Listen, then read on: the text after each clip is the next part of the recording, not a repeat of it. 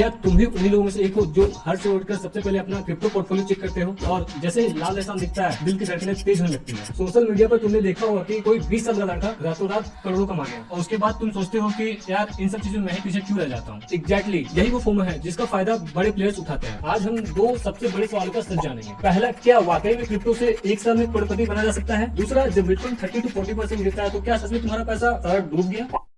देखो, क्रिप्टो की दुनिया जितनी चमकदार दिखती है उतनी अंधेरी भी है। यहाँ पर लोग फाइनेंशियल फ्रीडम के सपने तो लेकर आते हैं बट फाइनेंशियली रूल होकर निकलते हैं क्योंकि वो इन्वेस्टिंग में बेटिंग कर रहे होते हैं। तो आज की इस वीडियो में मैं तुम्हें वो 6 पॉइंट बताऊंगा जो तुम्हें एक अंधे निवेशक से स्मार्ट निवेशक बनाने में मदद करेगा। हम बात करेंगे उस सर्वाइवल स्ट्रेटेजी की जो बड़े बड़े फंड मैनेजर्स इस्तेमाल करते हैं। नंबर 1, क्या एक साल में क्रिप्टो से करोड़पति बना जा सकता है? जब हम यूट्यूब या इंस्टाग्राम पर देखते हैं कि किसी ने एक साल में 10,000 को 1 करोड़ बना दिया है और हम लोग की दिमाग की एक ही बहुत बड़ी दिक्कत है कि हम लॉजिक छोड़ के सपनों को पकड़ते हैं। वही सपना को पकड़ के हम उस सपना में खो जाते हैं और लॉजिक को छोड़ देते हैं। पर क्या तुमने कभी इसके पीछे का गणित समझा है? थोड़ी देर के लिए मान लो कि तुम 10,000 रुपए से 1 करोड़ रुपए बनाना चाहते हो। क्या पॉसिबल है? तो तुम्हें लगभग 1000x का रिटर्न चाहिए होगा। पूरे फाइनेंशियल हिस्ट्री में ऐसा रिटर्न सिर्फ 2 ही जगह मिलता है, या तो किसी लॉटरी में या तो कोई ऐसा क्रिप्टो प्रोजेक्ट जिसमें रकपुल होने का चांस 99.9% होता है। असलियत यह है कि गेट रिच क्विक का सपना दिखाकर स्कैमर अपना उल्लू सीधा करते हैं। जब तुम 1 साल का टारगेट रखते हो तो तुम इन्वेस्टिंग नहीं, एक हाई स्टेक गैम्बलिंग कर रहे होते हो और इससे हमारे दिमाग में एक डोपामिन लूप बनता है और जब क्रिप्टो 10% इंक्रीज करता है तो हमें लगता है कि हम जीनियस हैं। और वही क्रिप्टो जब 20% गिरता है तो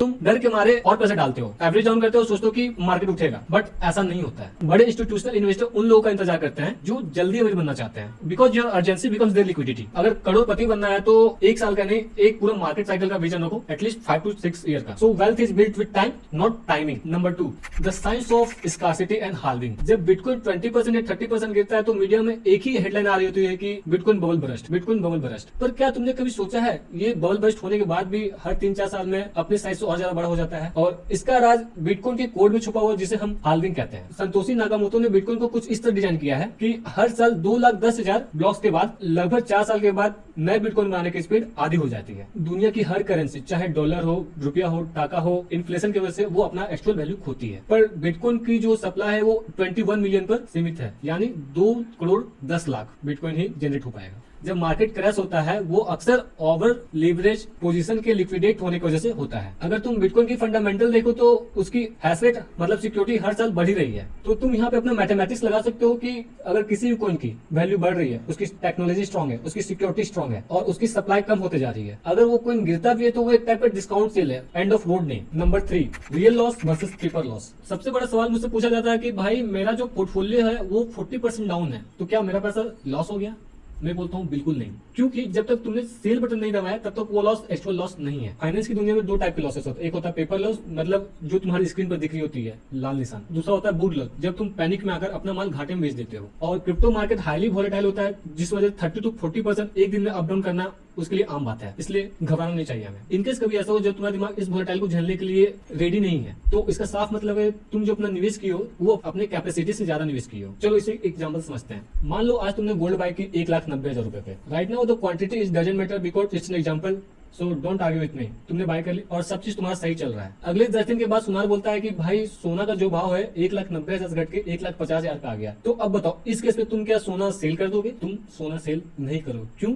क्योंकि तुम्हें पता है कि सोना एक फिजिकल एसेट है जो शॉर्ट टाइम फॉल होती है but in the long run you will always make a profit. तो कुछ इसी प्रकार बिटकॉइन या इथेरियम गिरने पर सेल नहीं करना। पैसा कब डूबता है? पैसा उस टाइम डूबता है जब तुम किसी कॉइन का फंडामेंटल समझे बिना तुम उसमें पैसा लगाते हो, उस टाइम पे तुम्हारा पैसा डूबने का चांस हाई रहता है। Number 4, use case. Guys listen to me carefully, क्योंकि क्रिप्टो मार्केट में हर रोज अप्रोक्स 5,000 न्यू कॉइन्स लॉन्च होते हैं और इनमें से 99.99% कॉइन्स जो है वो गार्बेज होते हैं, मतलब कचरा बोल सकते हो। अगर तुम किसी ऐसे कोई में पैसा लगा रहे जिसका कोई वजूद नहीं है, जिसका कोई माई बाप नहीं है, यूज केस नहीं है, तो तुम इन्वेस्टमेंट नहीं एक डिजिटल लॉटरी खरीद रहे हो। एक सिंपल सा सवाल पूछता हूं मैं तुम लोगों से, ये जो गार्बेज कॉइन्स की दुनिया कौन सी प्रॉब्लम सॉल्व कर रही है? चलो बिटकॉइन इथेरियम का मैं बताता हूँ, लेकिन ये जो हर रोज 5,000 न्यू कॉइन्स लॉन्च हो रही है ये कौन सी दुनिया प्रॉब्लम सॉल्व कर रहे हैं? थोड़ी देर मान लो कि इथेरियम एक कॉइन्स है तो वो सिर्फ एक कॉइन नहीं, वो पूरा एक वर्ल्ड कंप्यूटर है जिसपे हजारों डीएफ्स बनी हुई है, जैसे सोलाना जो ट्रांजेक्शन की स्पीड को बिजली से भी तेज बनाती है, चैनलिंक है जो रियल वर्ल्ड डेटा को ब्लॉकचेन से जोड़ता है। तो इथेरियम का एक यूज केस है, जब तक दुनिया को इंटरनेट और सिक्योरिटी की नीड पड़ेगी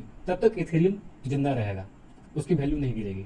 लेकिन अगर किसी कॉइन का सिर्फ काम है हाई बनाना और उसके पीछे कोई टेक्नोलॉजी नहीं है तो वो एक पूंजी स्कीम है जिससे आपको बच कर रहना चाहिए। तो तुम ट्रेंड्स को नहीं उसके बेस को पकड़ो। तो सोना खोने वाला भी बने या ना बने, जो बेलचा और कुदाली बेच रहा था ना वो पक्का भी बनता है। Number 5, risk management. सबसे बड़ी गलती जो नए इन्वेस्टर करते हैं वो अपने जीवन का जितना ही बचत है उसे क्रिप्टो में डाल देते हैं, और ये एक टाइप का बहुत ही बड़ा फाइनेंशियल सुसाइड है अपने पैसों के साथ। और एक लॉजिकल इन्वेस्टर कभी भी अपना टोटल नेटवर्क इस तरह क्रिप्टो नहीं डालेगा, वो अपने टोटल नेटवर्क का 5 to 10% ही डालेगा, उससे ज्यादा कभी भी नहीं। क्योंकि अगर क्रिप्टो मार्केट 70 से 80% गिरा, यहाँ तक 90% गिरा, जो कि पहले मार्केट गिरा भी है। अब 2011 का डेटा उठा के देख लो, 2014-15 का डेटा उठा के देख लो, 2018 का डेटा उठा के देख लो, इतना 70-80% मार्केट गिरा है, तो भी तुम्हारी डेली लाइफ स्टाइल पे कोई इम्पैक्ट नहीं आना चाहिए। तुम्हें क्रिप्टो मार्केट में तभी निवेश करनी चाहिए जब तुम्हारे पास ये 3 चीज होनी ही चाहिए। पहला इमरजेंसी फंड, दूसरा टर्म इंश्योरेंस, तीसरा हेल्थ इंश्योरेंस। अगर ये सब चीजें, तो क्रिप्टो मार्केट तुम्हारे धन का एक अलग सोर्स ऑफ इनकम होना चाहिए, ना कि बल्कि बेस होना चाहिए। Number 6, not your keys not your coins. क्या तुम्हें पता है जब तुम किसी बाइनेंस या वजीरेक्स पर अपना क्रिप्टो रखते हो या अपना कॉइन रखते हो, तो टेक्निकली तुम उसके मालिक नहीं हो, वो सिर्फ एक IOU है। इसका मतलब है कि एक्सचेंज ने तुम्हें वादा किया कि वो तुम्हें पैसा देगा थोड़ा देर के लिए। मान लो कि अगर वो एक्सचेंज हैक हो जाए या फिर इंसॉल्वेंट हो जाए, जैसे FTX और सेलिसिस के साथ हुआ था, तो तुम्हारी सारी मेहनत की कमाई एक झटके में सपाट हो जाएगी, खत्म हो जाएगी। नहीं समझ में? इससे एक एग्जांपल समझ। मान लो तुम बैंक XYZ में